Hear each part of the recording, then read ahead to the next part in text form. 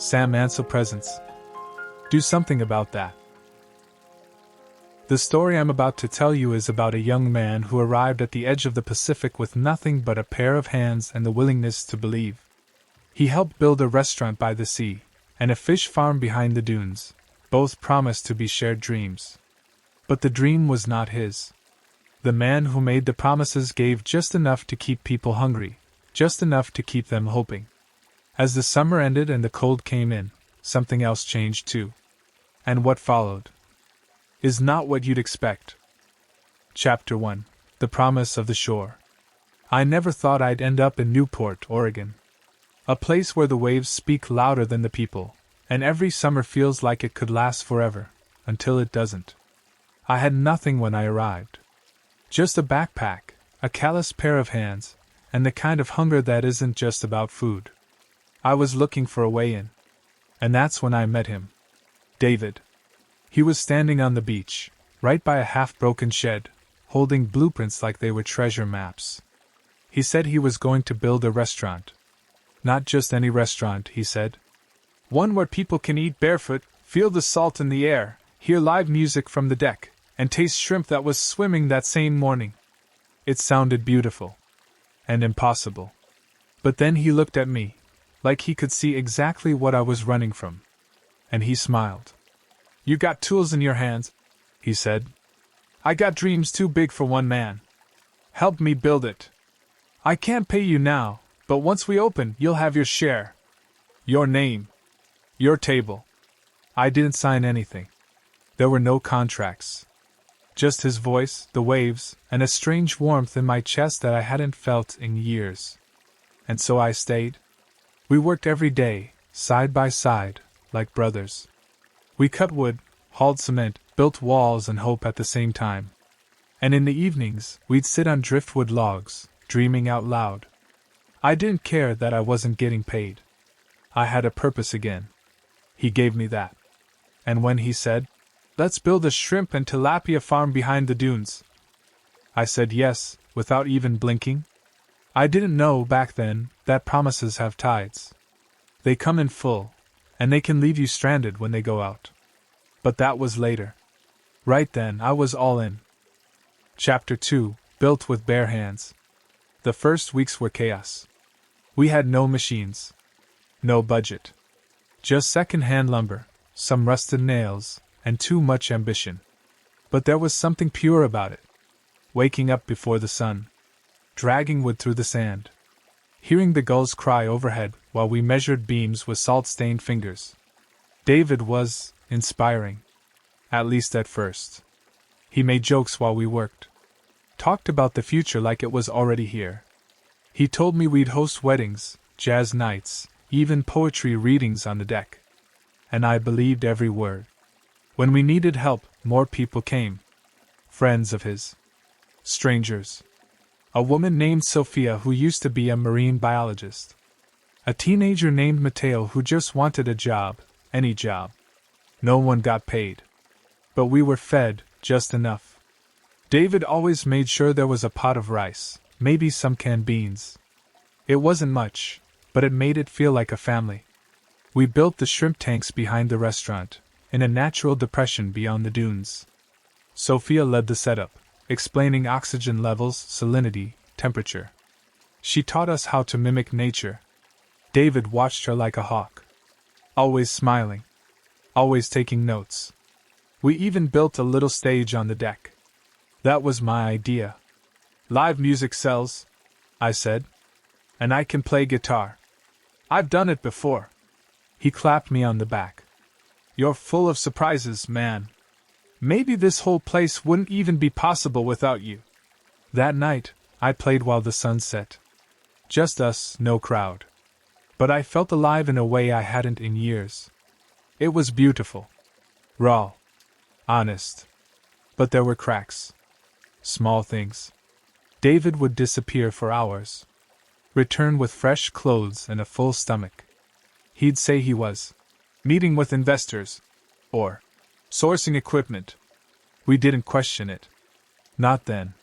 We were too busy making something out of nothing. And we were proud of it. Even as the nights grew colder, And the promise of payment stayed just that, a promise. Still, I kept telling myself, the summer's just starting. The dream is still alive. But dreams, I would learn, are easiest to sell to the hungry. Chapter 3: The Taste of Almost. The restaurant opened at the peak of summer. Mid-July. The kind of day where the sun doesn't set until after 9, and the breeze off the Pacific makes everything feel like a dream. The deck was full. Music played. Glasses clinked. Tourists danced barefoot in the sand while candles flickered in jars on each table. I stood there, behind the scenes, my hands blistered from months of work. And my heart so full I almost forgot I hadn't been paid. David passed by me with 2 plates in each hand. He nodded, quick and casual. "Grab a broom, would you? The front needs sweeping." I did it. Of course I did. This was our place. Later that night, when I finally got a moment to ask him, "So, what about my share?" He smiled. "You'll get it. You know how it is. First weekend's all about covering costs. But soon, very soon, you'll have what you deserve." And that became the new rhythm. Every time I asked, it was, "Soon. Next week. Once the bills are settled. After the shrimp harvest." He did give me things. Once in a while. A $50 bill. Half a box of leftovers. A used hoodie from his car. Tiny offerings. Enough to keep the hunger quiet. Enough to feel like something was coming. And I wasn't the only one. Sophia asked for a stipend. He gave her a day off and a bottle of wine. Matteo asked for shoes. David gave him a speech about resilience. We started joking about it. Calling it the Church of Almost, where salvation was always one Sunday away. But jokes can't feed you. And neither can dreams. One night, I played guitar for a couple's anniversary. They tipped me $50. David took 40. "House cut," he said. "You used our deck, didn't you?" I laughed hollow. "I built that deck." He didn't answer. Just walked off, whistling. That was the first time the taste in my mouth turned sour. Not from the shrimp. Not from the sea air. But from something deeper. It was the taste of almost. Almost getting paid. Almost being equal. Almost being seen. And the thing about almost is that it kills slower than hunger. Because it keeps you hoping. Chapter 4: Summer fades, winter speaks. The last warm day came quietly. There was no ceremony, no sudden storm. Just a cooler breeze one evening, and a silence between the laughter. By late September, the tourists were gone. The beach was empty. The chairs stacked. The candles that once danced on the tables sat unlit, coated in salt and dust. David changed with the weather. He stopped smiling as much. Stopped checking in with us. He still showed up sometimes, in clean clothes, talking fast, always about next year, and bigger investors. But something had shifted. The music stopped first. Then the daily meals. Then the shifts. Matteo was sent home one morning without warning. Sophia's calls went unanswered for a week. And me? I became invisible. I'd show up to the restaurant and find the door locked. Or worse, open, but cold inside. No food. No instructions. Just the echo of promises. I asked him once, as he pulled up in his car with a new jacket on, "David, what's happening? Are we still part of this?" He didn't get out. Just rolled down the window halfway and said, "Things are tight, man. Winter's coming. I gotta cut costs. Hang in there, alright? You know I appreciate you." Then he drove off. And I stood there, watching the dust settle behind his tires. That night, the wind howled like it hadn't in months. The ocean turned gray. And I realized I had built a kingdom I wasn't allowed to live in. A home I could never enter. A dream I was only hired to decorate. I started sleeping in the back shed again. The same one we first used as a tool shed. No insulation. Just my guitar case for a pillow and a blue tarp to keep out the rain. The shrimp tanks were dying. Too cold. No maintenance. No feed. Sophia tried to save them, but without equipment and heat, they just floated. Lifeless. One by one. And David? He wasn't there to see it. He was away, always away. He had built this world on warmth, sunlight, and smiles. But he never prepared for winter. And winter came. As it always does. Cold doesn't kill you quickly. I wrote once in my journal. It just waits until you forget what warmth felt like.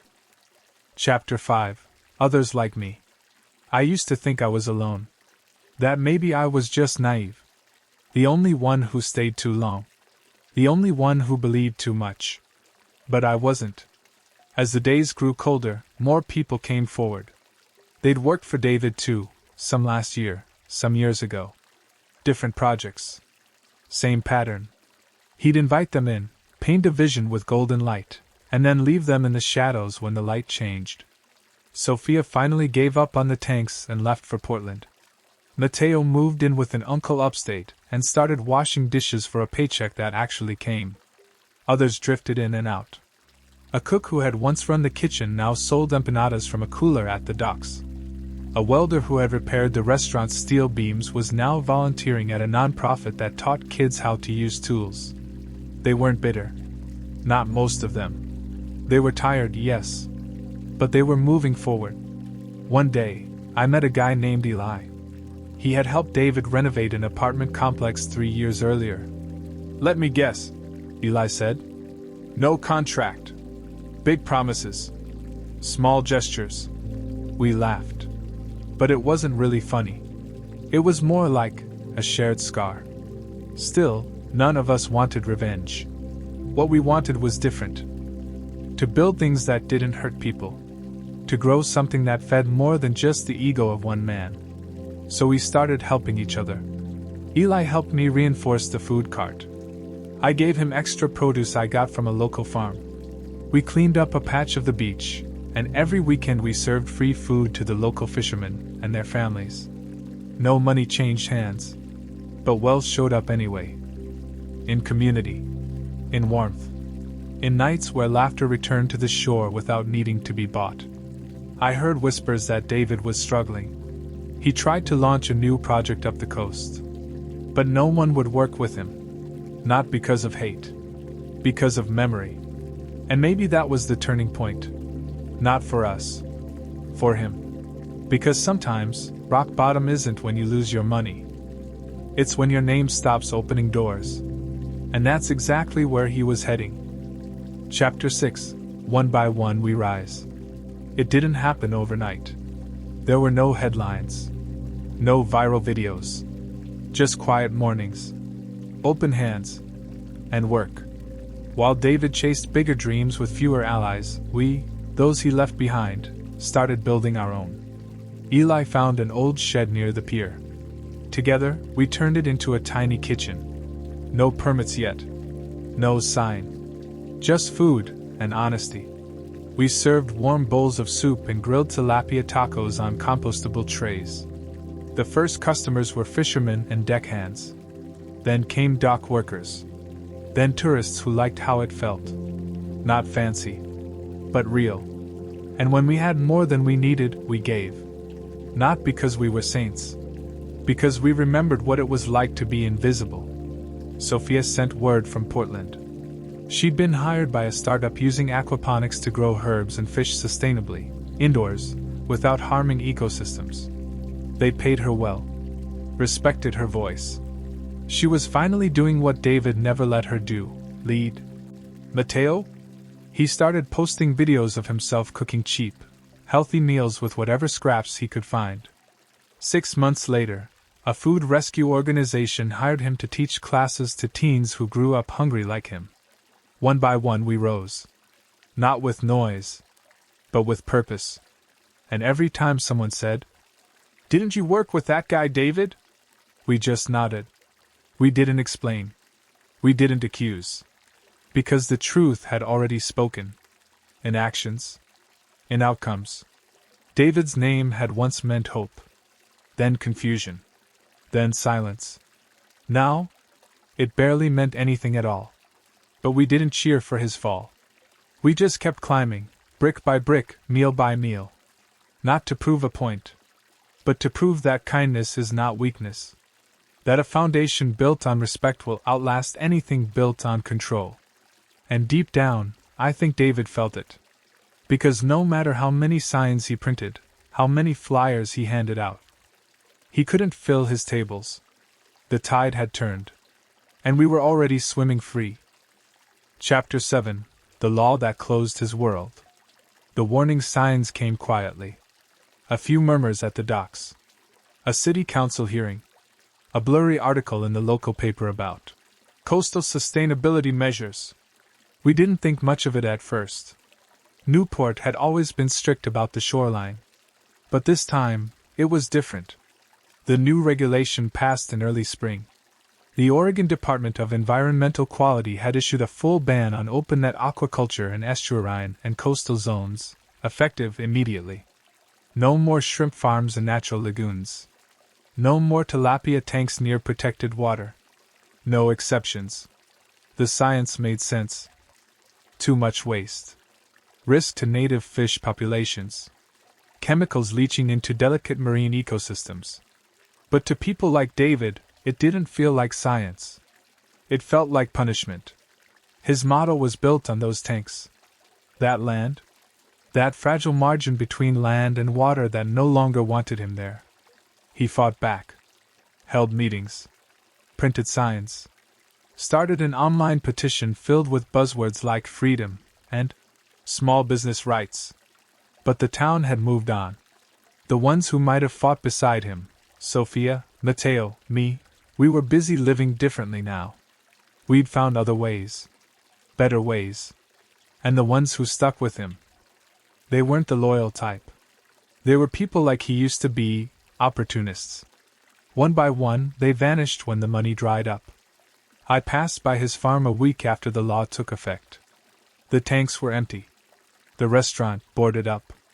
The windows dusty, the signs swinging in the wind like it was mourning something long dead. David sat on a folding chair near the water, staring at nothing. He didn't look angry. He looked confused. Like a man who finally realized the ocean doesn't answer to men who only come in summer. They took it all, he said without looking at me. They killed my dream. I didn't say anything at first. Then I knelt beside him. You killed it, David. You just didn't notice it was bleeding. He didn't reply. But I saw something shift in his eyes. Not rage. Not pride. Something else. Maybe the first crack of understanding. Because here's the truth. The law wasn't unfair. It was just late. And by the time it arrived, David had already lost what truly mattered. Trust. Respect. Community. And that, more than any law, is what truly closes a world. Chapter 8. The Sea Remembers. Months passed. Spring turned to summer again, but it didn't feel the same. Not for David. Not for me. I hadn't spoken to him since that day by the water. But I'd hear things. That he'd sold his truck. That he was working shifts at a local bait shop. That he'd started visiting the public library, reading books on sustainability and business ethics. People talked. But they weren't mocking him anymore. They were curious. Then, one morning I saw him again. He was at the docks, unloading buckets of seaweed and oyster shells with an old man I didn't recognize. His face was thinner. His voice softer. He wore gloves, not sunglasses. He looked smaller, but maybe, finally real. Hey, he said. You still running that food cart? I nodded. He hesitated.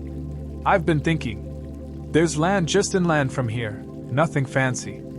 But it's clean. Outside the restriction zones. I've been working with a retired marine ecologist. We're experimenting with vertical ponds. Closed systems. No waste. Everyone shares ownership. No promises. Just effort and equity. I didn't say anything right away. He looked down, then back at me. I know I messed up. I used people. Lied without even meaning to lie sometimes. I thought charisma could replace character. I was wrong. The wind picked up, and I remembered the first time I met him. Blueprints in hand, fire in his voice. But now, he had no fire. He had roots. We're calling it second tide, he said. Would you come see it sometime? I mean, only if you want. No pressure. I went. Not that day. But I went. And what I saw surprised me.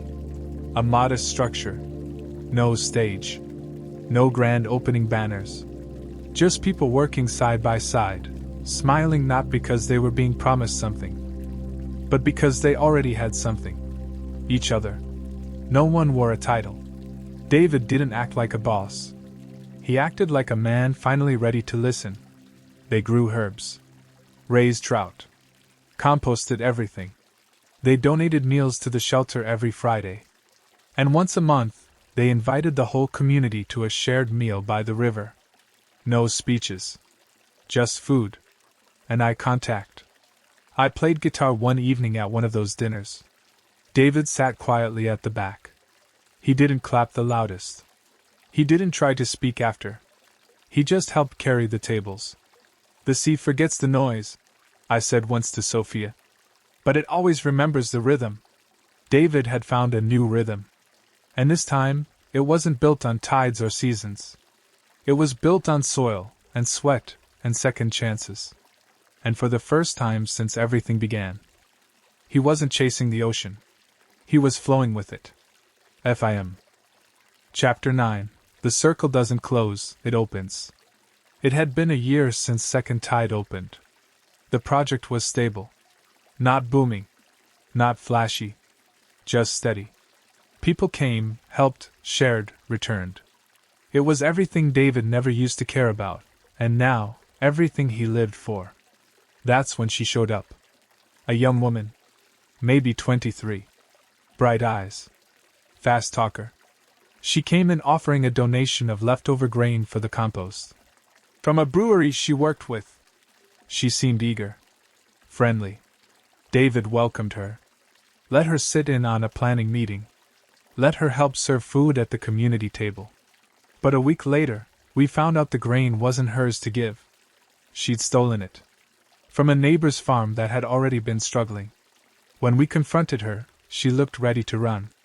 But David asked her to sit. And what happened next was something none of us expected. You remind me of someone, he told her. Me. Years ago. I used to take what wasn't mine. Not always in things, but in trust. I used charm to cover up fear. But that road ends cold and alone. She didn't cry. She didn't fight. She just stared at him, like she'd been seen for the first time in years. He didn't call the police. Didn't shame her in front of the others. Instead, he asked the group, "Do we want to punish her? Or plant something in her?" And together, we decided. She stayed. She worked. She returned what she could. She apologized, face to face, to the farmer she'd stolen from. And he forgave her. Not easily, but honestly. Weeks passed. She learned. She listened. She started showing up early, staying late. Not to prove anything. Just to be present. David watched quietly. And one night, as the sun set over the trees, he told me, "This is the only way the world gets better. Not when we punish what we used to be, but when we give it a reason to grow." And I realized something. The story wasn't about David. Or me. Or any of us, really. It was about what happens when someone decides the cycle stops here. Not by force. But by grace. That's how healing works. Not by closing the circle. But by opening it wide enough for someone else to step through. Chapter 1. The Promise of the Shore. I never thought I'd end up in Newport, Oregon. A place where the waves speak louder than the people, and every summer feels like it could last forever, until it doesn't. I had nothing when I arrived. Just a backpack, a callous pair of hands, and the kind of hunger that isn't just about food. I was looking for a way in. And that's when I met him. David. He was standing on the beach, right by a half-broken shed, holding blueprints like they were treasure maps. He said he was going to build a restaurant. Not just any restaurant, he said. One where people can eat barefoot, feel the salt in the air, hear live music from the deck, and taste shrimp that was swimming that same morning. It sounded beautiful. And impossible. But then he looked at me, like he could see exactly what I was running from. And he smiled. You got tools in your hands, he said. I got dreams too big for one man. Help me build it. I can't pay you now, but once we open, you'll have your share. Your name. Your table. I didn't sign anything. There were no contracts. Just his voice, the waves, and a strange warmth in my chest that I hadn't felt in years. And so I stayed. We worked every day, side by side, like brothers. We cut wood, hauled cement, built walls and hope at the same time. And in the evenings, we'd sit on driftwood logs, dreaming out loud. I didn't care that I wasn't getting paid. I had a purpose again. He gave me that. And when he said, "Let's build a shrimp and tilapia farm behind the dunes," I said yes, without even blinking. I didn't know back then that promises have tides. They come in full, and they can leave you stranded when they go out. But that was later. Right then, I was all in. Chapter 1: The Promise of the Shore. I never thought I'd end up in Newport, Oregon. A place where the waves speak louder than the people, and every summer feels like it could last forever, until it doesn't. I had nothing when I arrived. Just a backpack, a callous pair of hands, and the kind of hunger that isn't just about food. I was looking for a way in. And that's when I met him. David. He was standing on the beach, right by a half-broken shed, holding blueprints like they were treasure maps. He said he was going to build a restaurant. Not just any restaurant, he said. One where people can eat barefoot, feel the salt in the air, hear live music from the deck, and taste shrimp that was swimming that same morning. It sounded beautiful. And impossible. But then he looked at me, like he could see exactly what I was running from. And he smiled. You got tools in your hands, he said. I got dreams too big for one man. Help me build it. I can't pay you now, but once we open, you'll have your share. Your name. Your table. I didn't sign anything. There were no contracts. Just his voice, the waves, and a strange warmth in my chest that I hadn't felt in years. And so I stayed. We worked every day, side by side, like brothers. We cut wood, hauled cement, built walls and hope at the same time. And in the evenings, we'd sit on driftwood logs, dreaming out loud. I didn't care that I wasn't getting paid. I had a purpose again. He gave me that. And when he said, "Let's build a shrimp and tilapia farm behind the dunes," I said yes, without even blinking. I didn't know back then that promises have tides. They come in full, and they can leave you stranded when they go out. But that was later. Right then, I was all in. Chapter 1: The Promise of the Shore. I never thought I'd end up in Newport, Oregon. A place where the waves speak louder than the people, and every summer feels like it could last forever, until it doesn't. I had nothing when I arrived. Just a backpack, a callous pair of hands, and the kind of hunger that isn't just about food. I was looking for a way in. And that's when I met him. David. He was standing on the beach, right by a half-broken shed, holding blueprints like they were treasure maps. He said he was going to build a restaurant. Not just any restaurant, he said. One where people can eat barefoot, feel the salt in the air, hear live music from the deck, and taste shrimp that was swimming that same morning. It sounded beautiful. And impossible. But then he looked at me, like he could see exactly what I was running from. And he smiled. You got tools in your hands, he said. I got dreams too big for one man. Help me build it. I can't pay you now, but once we open, you'll have your share. Your name. Your table. I didn't sign anything. There were no contracts. Just his voice, the waves, and a strange warmth in my chest that I hadn't felt in years. And so I stayed. We worked every day, side by side, like brothers. We cut wood, hauled cement, built walls, and hope at the same time. And in the evenings, we'd sit on driftwood logs, dreaming out loud. I didn't care that I wasn't getting paid. I had a purpose again. He gave me that. And when he said, "Let's build a shrimp and tilapia farm behind the dunes," I said yes, without even blinking. I didn't know back then that promises have tides. They come in full, and they can leave you stranded when they go out. But that was later. Right then, I was all in. If this story made you smile, or even brought a tear to your eye, you might want to hear the most healing story I've ever lived. A story that helped me understand my entire life. So deeply that I started writing stories to uplift the human spirit, and turn that into work that truly serves others. And it all began with a simple realization. What if drinking water could be sacred? What if this ordinary act could heal the mind and the soul? Could bring abundance to everything and everyone around us? We all drink water. But the difference is, I started drinking it with intention. I started believing the water could heal me. And from that belief, I created something. A simple way to turn the ordinary into transformation. That's how I built a method.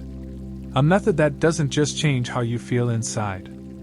It lets you see the change happening outside. From day one, you'll grow a plant using the same water we all drink. Only this time, it's charged with intention. And every day, that plant will mirror the shift happening within you. For 21 days, we'll explore a new way to connect with water. And to channel healing through it and through yourself. That's what I'm offering. That's what's waiting in the method, for those who are ready. You'll find it in the first link in the description. Or maybe, not yet. Because the link will only appear once this channel reaches the number of subscribers needed to activate it. So our egregore grows even stronger. But if the link is already there, maybe that's your sign. The universe whispering to you. You're ready. Not next year. Not someday. You're ready now.